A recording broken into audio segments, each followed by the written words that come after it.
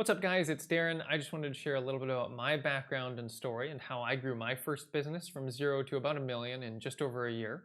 I'm also going to show you the three most common mistakes that I see business owners make and how by fixing them, one company was able to double their profit and cut the owner's work hours by about 50% in 6 weeks, and another company was able to increase their sales by about 50% in just 2 weeks.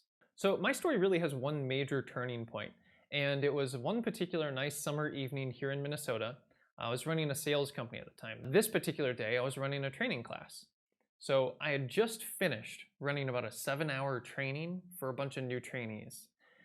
So it's a nice summer evening. I wanted to get out of the office, go home, relax a little bit before we finished training the next day. So all the trainees file out, exit the office, and I just need to wrap things up for the evening and head home.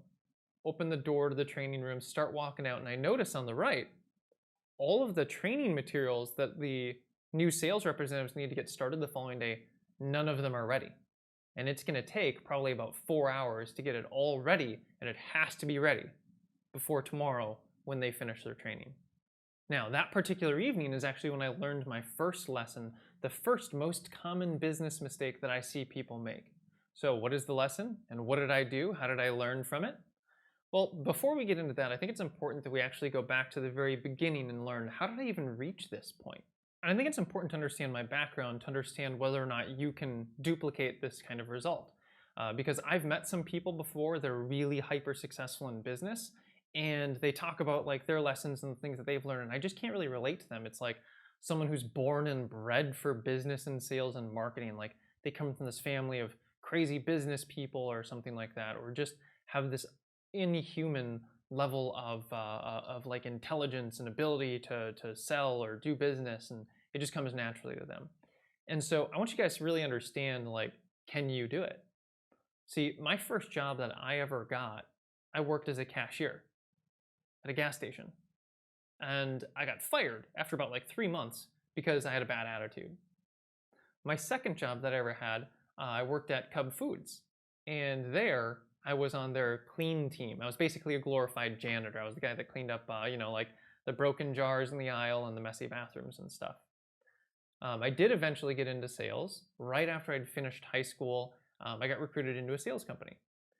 And so at this sales company, when I started there, I still remember, like, I made my first sale, I made my first sales calls. I was really nervous getting started doing all of that stuff.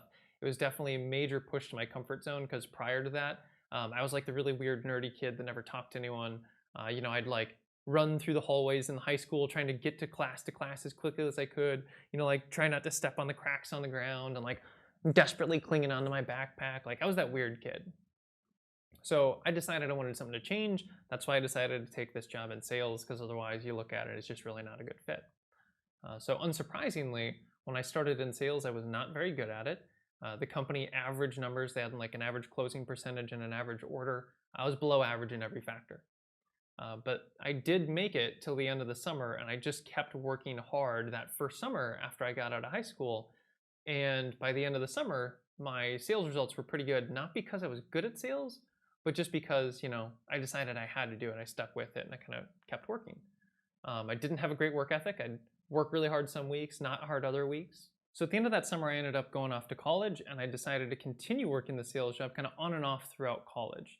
I don't remember exactly when it was, but at some point I decided I was going to get really serious about learning how to become better at sales. So I started reading sales books. I started reading a ton of information online from other people and like the comments and forums that they would write about their experiences, what's worked for them. And basically, it was kind of like one of those Rocky training videos, but for sales, just studying nonstop, improving at my craft, getting better and better and better. Except the difference is I never won. I still sucked at sales after the fact. So it seemed like no matter what I did, I never really got better. But I stuck around long enough that eventually they offered me an opportunity to run an office. I'm not really sure why they decided to promote me. It's kind of like I was bad at everything, and they were like, that's what we're looking for. We'd like you to be a manager. We want you to teach people how to be bad too. But I'm happy that they gave me a chance. So I ended up opening my first office down in a small town called Owatonna, Minnesota. Now I will say that I am actually quite fortunate, because you know how there's some people who are really great athletes, but they end up not being very good at coaching? And some people, some of the greatest coaches of all time, weren't actually that good at the sport when they played it themselves. Well, I was very fortunate because I was never very good at sales, but when they did put me into a management role, I was even worse, actually. I learned to appreciate how mediocre I was at sales compared to how bad I was at management. So, of course, after the first summer, I didn't do very well when I was running my own office.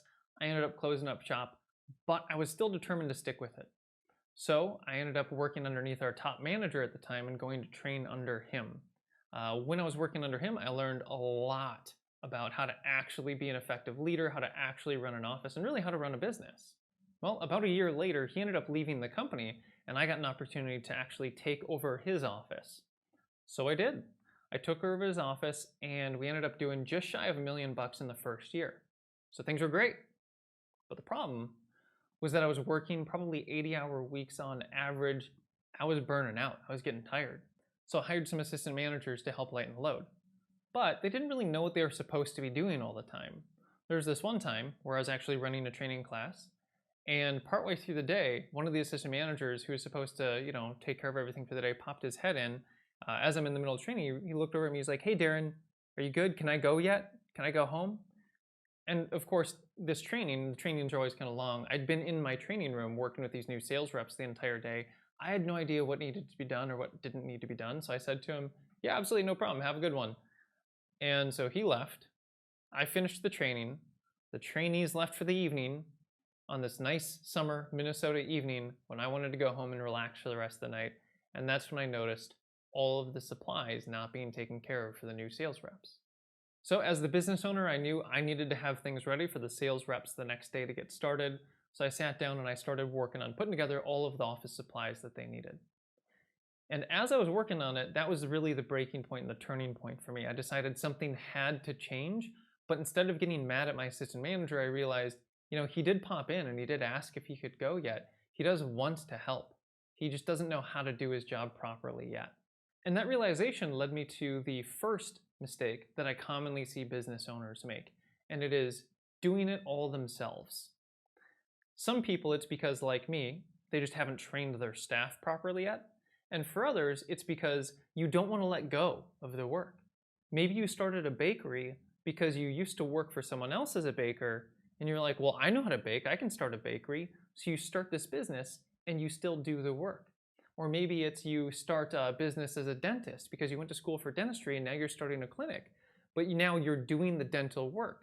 And the thing you have to understand when you open a business is that you are no longer the service provider. You are the CEO. You're not the dentist. You're the owner of a clinic. You're not the baker. You're the owner of a bakery. And you need to enroll the assistance of other people to do the work. Now, I thought I had already enrolled the help of others when I hired the assistant managers. And it was at this point that I realized I didn't care if people stayed till 6, 7, 8, 9 p.m. at night. What I cared about was, did they get all of their stuff done so that I didn't need to stay until midnight?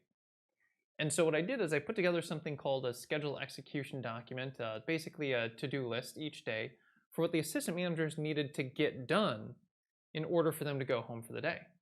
I then trained the assistant management staff on this document, and the result?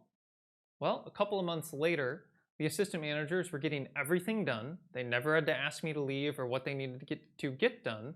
They didn't have to stay as late to do it, and I ended up working less. I was able to hand off a lot of the tasks that I was doing that were taking up a lot of my time. My hours went from about 80 hours a week down to about 15 hours a week.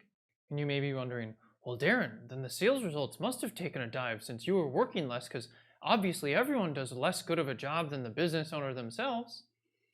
And you'd be wrong. Everyone thinks that, but the sales numbers actually stayed the same. So I got to work only 15 hours instead of 80 hours, produce the same result, and my assistant managers always got all of their stuff done. It was almost as good as when people hit the like button for the YouTube algorithm. Now, there was actually still one problem here, and that is I had no idea what I was doing with money.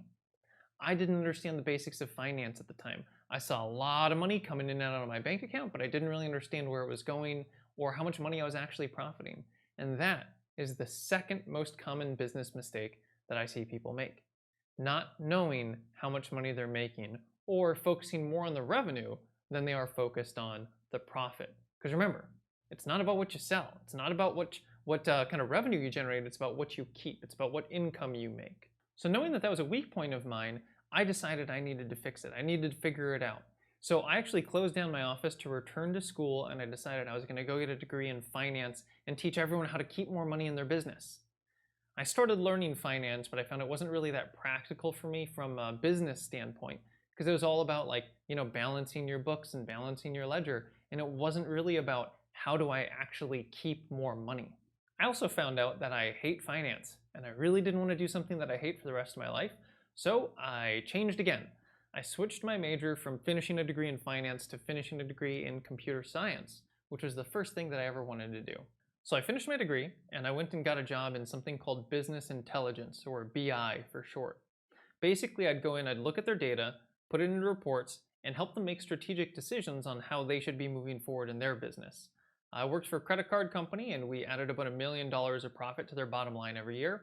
And while I was there, I got this random text message from an old acquaintance of mine, someone who used to work for me as an assistant manager. And he told me that he actually went on and started his own business.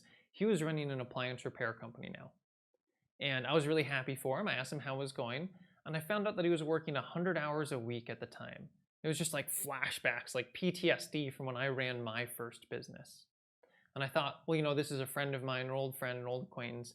Let me see if I can help him out and help him improve his business. So I met up with him, I asked him some questions about his business, and I found out he was making all three of the most common business mistakes. He was, first off, still doing a bunch of the appliance repair himself instead of handing it off to other people. He was not aware of his financial situation. He was focused more on the revenue, not really knowing how much money he was making. I actually asked him how much profit he was making, and he said, I don't know. And then the third mistake actually came to light while we were working on figuring out his profit numbers. He felt uncomfortable with raising his price because everyone else in the area was priced around the same price point as him. He was on the middle to lower end of it. And this is where the third mistake came in. He was running his business off of feelings instead of data. He felt like he couldn't increase the prices because he would be overpriced and no one would work with him anymore. See, the data showed that even if he lost roughly 10% of his customers, if he increased his prices by the levels that we were talking about, his profit would actually double. So over the course of the next couple of weeks, we worked on implementing some of the things that I talked with him about. And over the course of 6 weeks, here's what happened. He doubled his profit margin and he cut his work hours down from over 100 hours a week to less than 50 hours a week. After that, I was really happy that I was able to help him, but I was also wondering, would this work for other businesses? And that's why I'm here, because I found that it has. For everything from startups to established multi-million dollar companies, I've helped companies at the top end grow their sales numbers by up to 50% in just 2 weeks, and I've helped people starting up businesses reach as much as 6 figures in just a couple of months. And it's mostly because of those 3 most common business mistakes. It's because the CEO is doing all of the work themselves and not treating it like a business owner. They're focusing too much on revenue instead of being focused on profit, and they're wasting a bunch of money, frankly, on a lot of things that they're expensing. And then the last thing is running their business based on feelings instead of data, basing decisions off of their gut reaction or their emotions instead of the actual data behind whether or not that decision makes sense. Those are the 3 most common business mistakes that I see people make. Now, if you'd like tips and advice on how to solve them and how to continue growing your business, then make sure you hit the subscribe button and the notification bell. If you have any questions or things you'd like me to address, go ahead and comment them below and I'll reply as soon as I can. And last, if you've enjoyed any part of this video, then make sure you hit the like button. It helps out with the YouTube algorithm. Thanks, and we'll see you soon.